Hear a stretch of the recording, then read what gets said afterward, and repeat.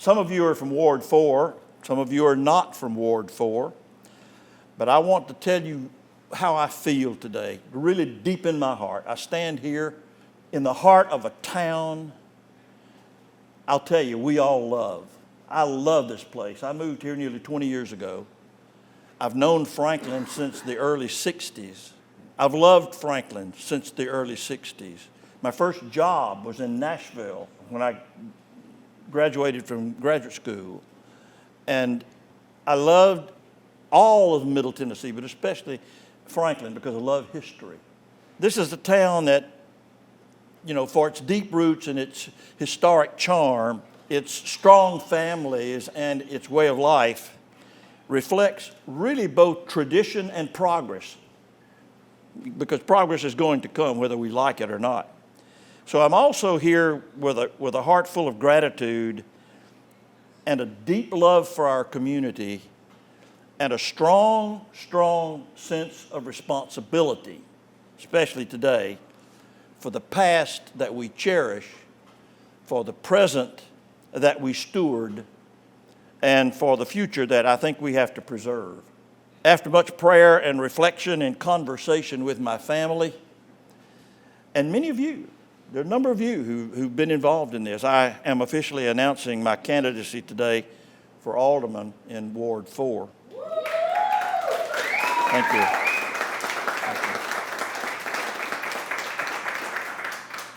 I'll tell you right now, I'm not a politician. Not a politician. Never have been, never will be. I'm just a good citizen who saw some things going on in our community that I feel like that I can help solve. I'm a neighbor who's watched Franklin change, sometimes for the better. Sometimes I've seen it change with a lot of concern. Like many of you, I've seen the pace of development in our community accelerate. I've sat in traffic longer than I ever have. I've seen beautiful farms turned into high-density residential developments. I've watched as budgets expand, but the results don't seem to come up to par.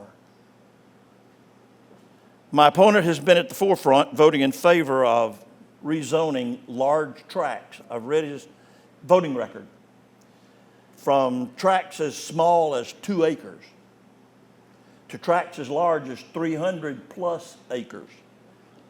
Valuable farmland that we need to preserve, and he's voted for their annexation and then ultimately the development of high-density residential properties.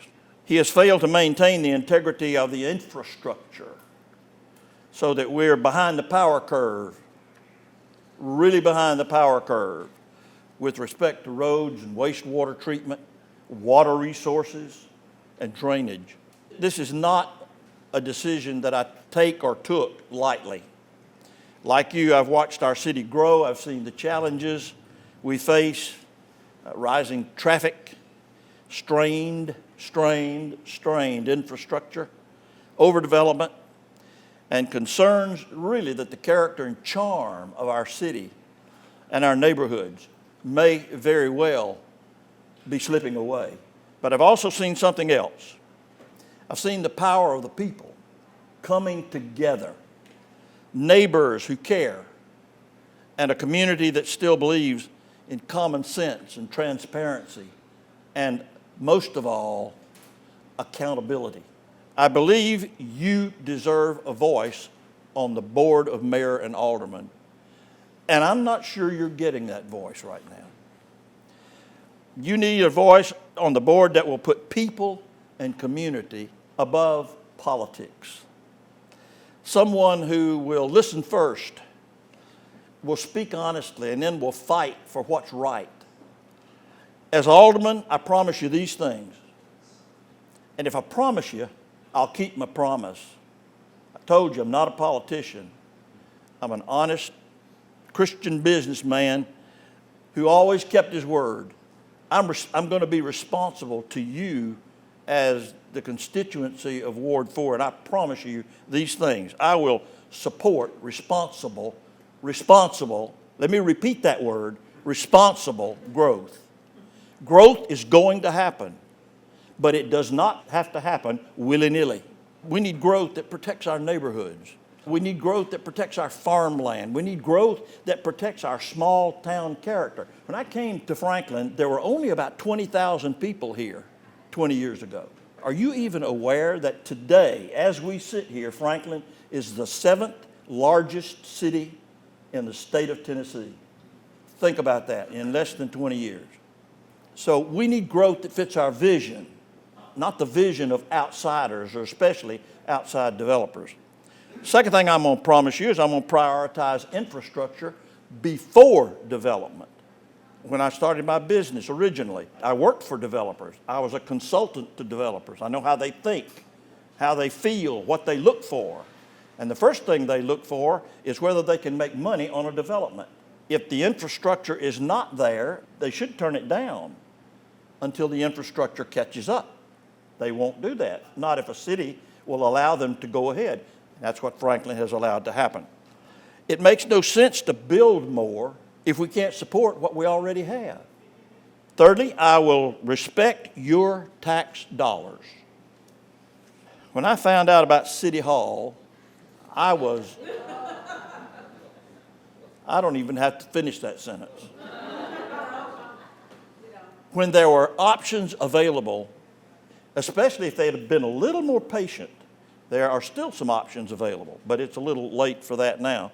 But I will respect your tax dollars by cutting wasteful spending, because I think there are places we can cut. We can demand fiscal responsibility from City Hall, and I think that's what we ought to do, but require it. Next, I'll preserve green space. I'll protect water resources. I will honor our city's unique heritage, and it does have a unique heritage. I want Franklin to be a place that our children and our grandchildren, in my case, maybe my great-grandchildren, will be proud to call home. I want this to be a place that people do want to come. They don't necessarily have to come here to reside, but I want them to come here because of the wonderful feel that we have in the city of Franklin. Next, I want to ensure that Franklin's growth honors our past and serves our future without sacrificing the soul of our city.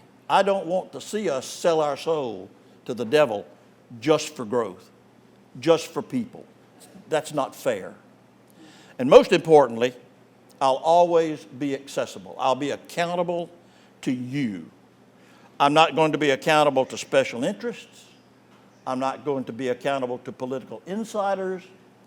I'm not going to vote what I feel. I'm going to vote what you feel. I'm going to test the pulse of my constituency, and I will realize that I am one voice in Ward 4. I'm not Ward 4. I'm just one voice in Ward 4, and I want to know what Ward 4 as a whole feels about issues that come before the board. And I will vote the ward's feelings, not mine.